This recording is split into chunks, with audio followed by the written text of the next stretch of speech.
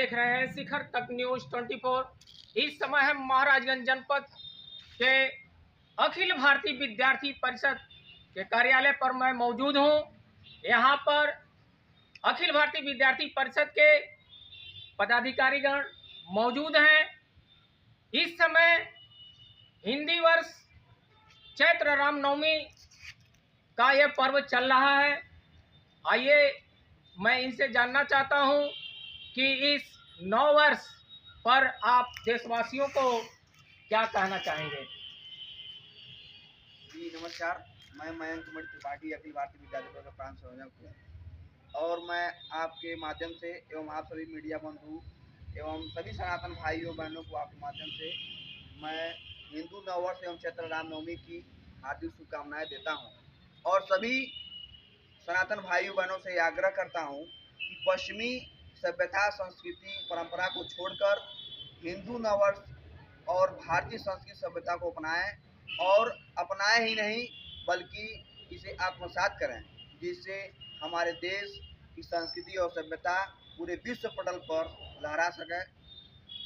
और आप सबसे आग्रह करता हूँ कि जिस अंग्रेजी नववर्ष इतना धूमधाम से सभी सनातन भाई एवं बहन मनाते हैं, उससे कहीं अधिक धूमधाम से इस हिंदू नववर्ष को मनाने का काम करें, क्योंकि भारतीय लोगों का अगर वजूद जिंदा है तो हमारी संस्कृति और हमारी सभ्यता के नाते ही जिंदा है।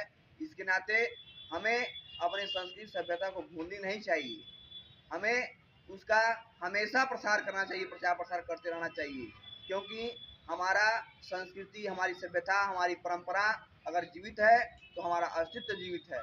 इस नाते आप सभी सनातन भाइयों एवं बहनों को यह आग्रह करता हूँ कि आप लोग हमारी भारतीय संस्कृति सभ्यता जो मूल ढांचा है इसको बढ़ाने का काम करें और आपको बहुत बहुत बधाई एवं शुभकामनाएं।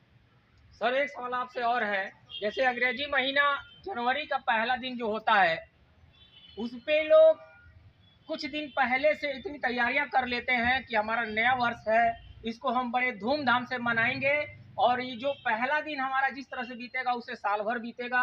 और उसी तरह से जो हिंदी वर्ष जो ये चल रहा है इसको नहीं मनाते।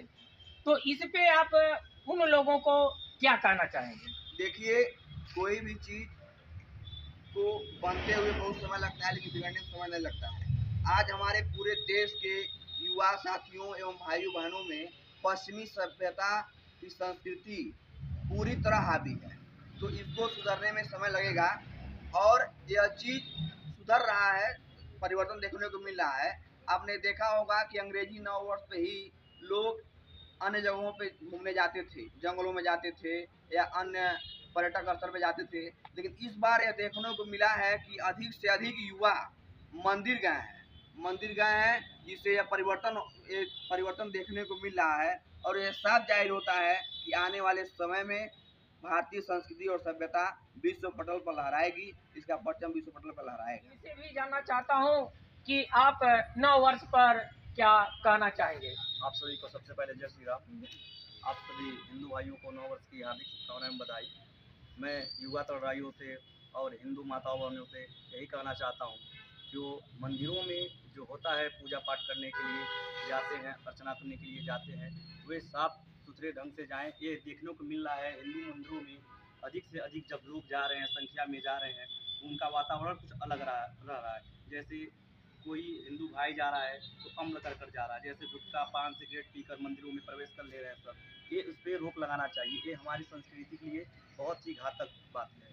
तथा माताएं जो जा रही हैं, कोई माता जा रही हैं तो मंदिर में वैसे ही होता है क्या, बिना सर पे ओढ़नी चुनरी रखे हुए मंदिरों में प्रवेश नहीं किया जाता, क्योंकि वे देवी का रूप होती है।